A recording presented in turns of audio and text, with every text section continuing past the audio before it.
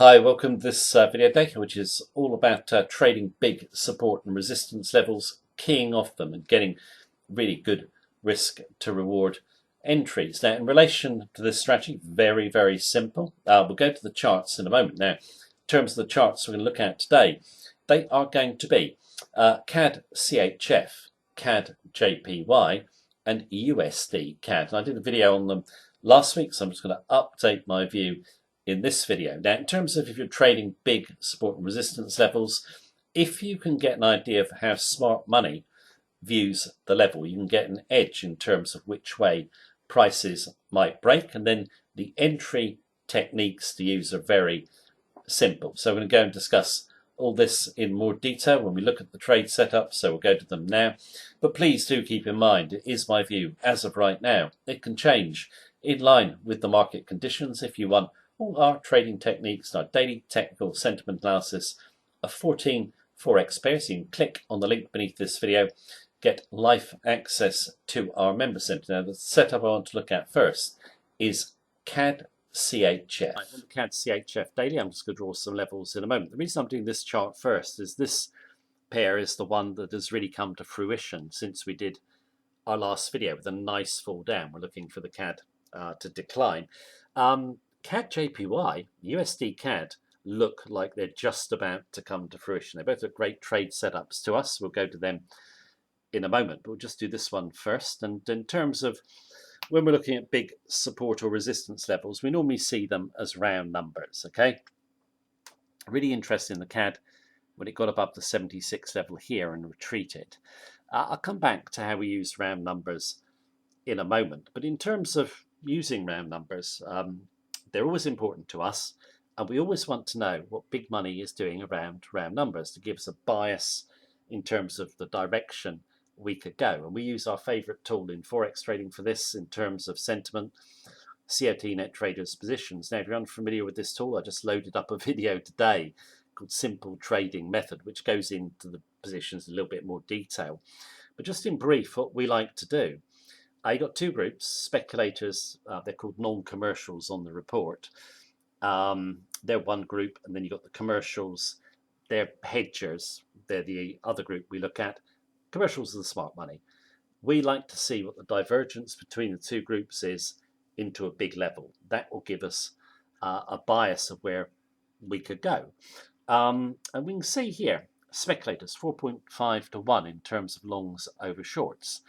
So pretty bullish. Commercials 4.3 to 1 in terms of shorts over longs. Smart money short, pretty bearish. We normally add these divergences together. I meant to put it there. It's 8.8, which is a big divergence in this pair. We noted that when we came up here, the commercials really sold hard into 76 as speculators bought, and we thought we'd come down, which we've come down a little bit. Now, in terms of round numbers, if I just draw the level, there's the 76 level, and we can see, yeah, we did get above the level here, but we struggled and came down again, struggled and came down. Last video, do it in this one as well. You got another level just behind the round number. Yeah, you got a lot of order flow around round numbers, and yeah, what you're looking for is, yeah, when we're doing this, is we're looking for, yeah, to fail into the round number and not push on from the round number, okay? And yeah, you can't push on there. Here, price action can push on. Okay, get one spike there, but that soon retreats down. We felt that would be the same. Yeah, it's come down okay so far. Also, as a little bit of additional confirmation, what we like is when you get a big move up like this on high volatility, look at that blue candle. She'll spike outside of this outer Bollinger Band and retreat back within. We always like selling back within a Bollinger Band. They kind of extra support and resistance for us. You see here, you get outside of the outer Bollinger Band, then you retreat immediately back within. You also see it at the bottom of the chart here. Okay, so Bollinger Bands, we really like using them. Now, in terms of this candle here, basically bearish. You don't get one-way traffic, come back up, try to come back up again, but you're not getting anywhere near the 76 level. That candle there is pretty decisive in our view. Why? Red tail above that tail. It's a wide range candle as well. You finish at the lows, candle tail, okay, took that red out, can't get through 76, can't get to that tail. That's probably going to be the CAD going down, confirming, additional confirmation. Do come back up on that blue, but the tail can't reach that one. That tail tries to get up, can't reach that one, and then down. Okay, so from our perspective, it's working out okay. It's not a particularly volatile pair, this one, but you can see, how round numbers work and order flow, hopefully. And also, if you've got the smart money on your side, then it gives you a directional bias. I mean, from our reading of the fundamentals, you don't have to read the fundamentals, you just go with the COT. The CAD is just so overbought everywhere. Okay, it's due a major decline in our view, but you can just trust the COT. Now, in terms of, okay, you've got a blue today, but you've got good resistance here now, because not only do you have tail, tail, body, body, tail, you've got 20-day moving average as well. In a big trend, or if you're expecting a big trend, or we are, a 20-day moving average gives way. It should provide some resistance, and I think it will. And I'm just going to draw a trajectory. A lot of people say, why do I draw the trajectories? I quite like them in short time frames, just in terms of, like, you've got a body there. Okay, you've fallen below the 20. She touches the 20 in trajectory, comes off, and now we're blue today. So it's just additional. I only use them generally in short time frames, diagonal lines. Prefer straights in long time frames. So our own view is we will fade back to this 20-day moving average. Where's our target? We're kind of looking for a move down towards the chart lows. You pick wherever you want, really, around these candle tails. I think I'll go just on that candle tail and that one there. I actually don't think this level will actually hold. I think we're going to go down to here, then we're going to go down to 72. Okay. Now, if you're trading it short, you could come off this level, a weakness, or just sell a break at the open. Break the open, your stop could be tucked in behind here. Okay. If we rally up, I can't say exactly how the price action is going to pan out, but you want to be a bit further back, probably just behind 76. But you get the general idea. Round numbers with the COT net traders positions. Also, when we were up here and up here, you had big divergence between the two groups. The two groups are more diverged here than they were here or here. So that points to a move down to there, then down to 72. So yeah, CAD CHF going okay. Let's look at CAD JPY, which is, I just think, getting ready to move. Let's go to that chart and take a look at it. Right, just on the CAD JPY now, and the round number we were interested in the last video was this 83 level here, and we've retreated back from the level. Not too much, but I think we're going to see a big move down. We'll come back to the chart in a moment, but let's look at the COT net traders positions. 5.5, smaller divergence than the last one, but the way this one built up is highly significant. The speculators 2.8 to 1 in terms of longs over shorts, so bullish. Commercials, 2.7 to 1 in terms of longs, shorts over longs, so bearish. But what's interesting is what happened down here. Commercials buy heavily.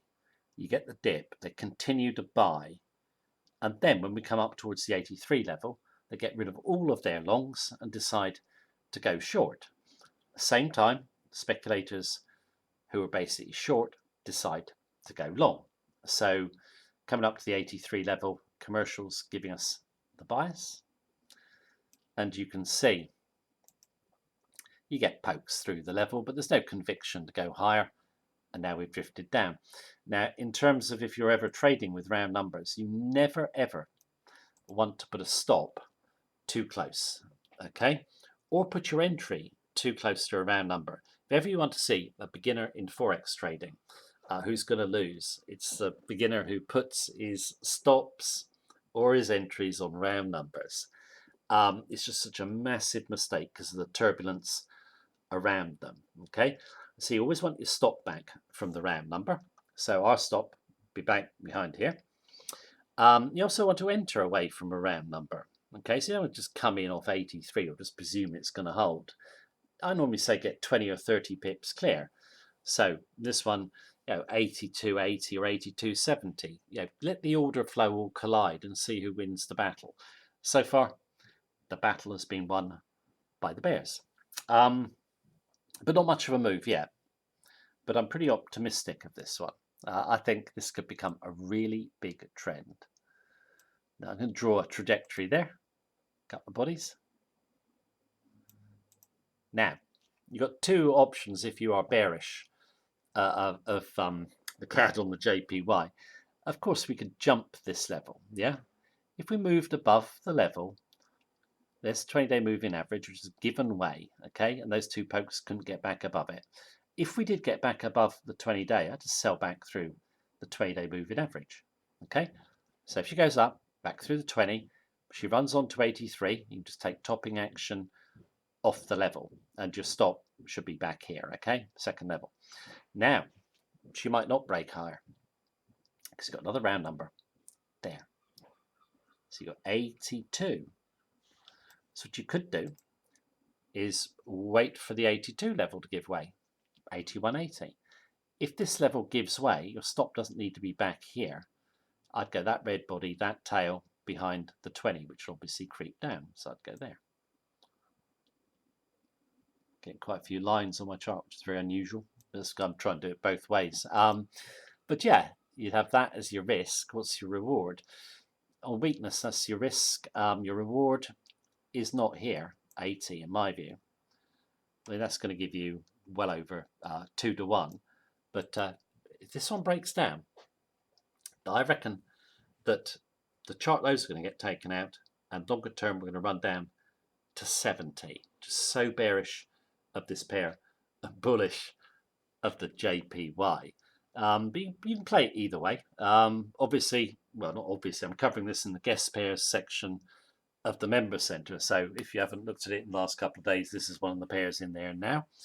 As is USD CAD, which is our final pair, which we are going to go and take a look at. Right, just on USD CAD, and before I draw my levels, COT net traders position is a little bit different in terms of the other two pairs that we've looked at.